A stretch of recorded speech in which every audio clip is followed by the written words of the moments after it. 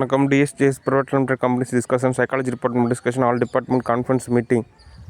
Okay discussion atlas network discussion நெட்வொர்க்கை பொறுத்த வரைக்கும் என்ன தகவல் அப்படின்னா, நடிகர் விஜய் மற்றும் தற்போது முதலமைச்சர்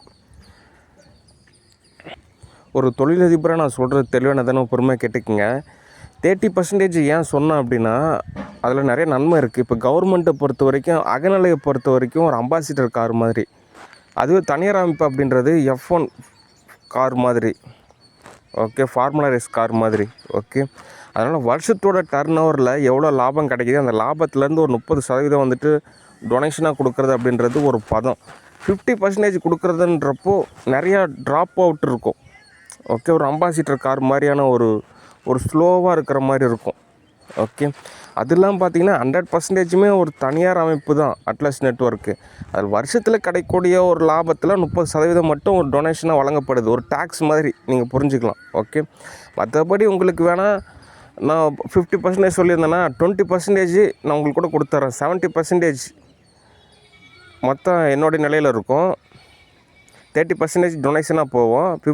20% உங்களுக்கு கொடுக்குறேன். 50% கூட நான் நிர்வகிச்சிக்கலாம். ஆனால் இந்த 20%ம் பார்த்தீங்கன்னா ஒரு தனியார் அமைப்பு மாதிரி நீங்கள் நிர்வகிச்சிக்கலாம். நீங்கள் உங்கள் நிலையிலேருந்து கூட நீங்கள் கஜானாவில் டொனேஷனாக காசு கொடுக்கலாம், ஓகே.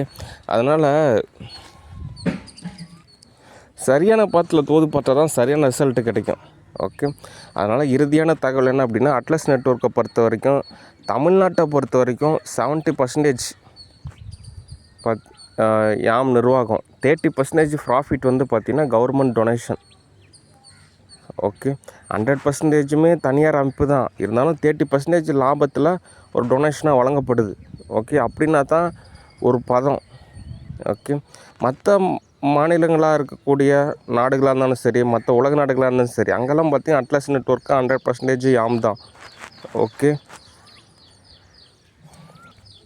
அதனால் டோன்ட் மிஸ் அண்டர்ஸ்டாண்டிங், ஓகே.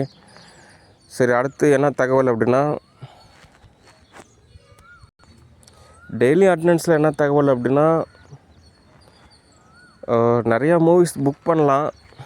ஆனால் அதுக்கெல்லாம் பார்த்திங்கன்னா நிறையா காசு தேவைப்படுது, நிறையா பத்தில் தோது பார்க்கணும், ஓகே.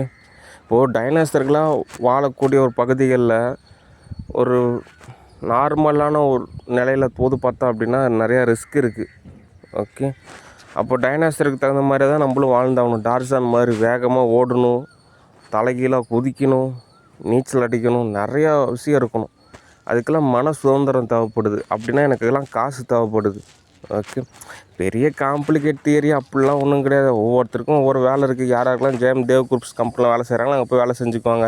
ஸ்டூடியோவில் ஒரு சில பேர் வேலை செய்வாங்க, ஒரு சில பேர் தேவ் ஃபவுண்டேஷனில் வேலை செய்வாங்க, ஒரு சில பேர் சொந்தமாக அவங்களே பிஸ்னஸ் கவனிச்சிக்குவாங்க, அவ்வளோதான், ஓகே.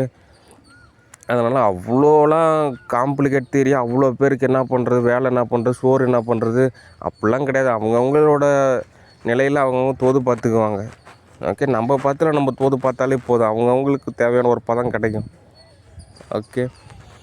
அதனால் முதலாவது எனக்கு ஒரு வேலை தேவை, காசு தேவை, அப்போ தான் நான் தோதாகிறதுன்றது எனக்கு தோதாகும். அதுக்கப்புறம் தான் நான் மற்றவங்களை தோது பார்க்குறதுன்றது தோதாகும், ஓகே. அடுத்து உளவியல் ரீதியாக தீரன் சின்னமலை மூவியெல்லாம் பார்த்திங்கன்னா, அவருடைய சமீபத்தில் அவருடைய நிகழ்வாக எல்லோரும் கொண்டாடினாங்க. அப்போவே எனக்கு தகவல் சொன்னாங்க மூவி புக் பண்ணுங்க அப்படின்னு.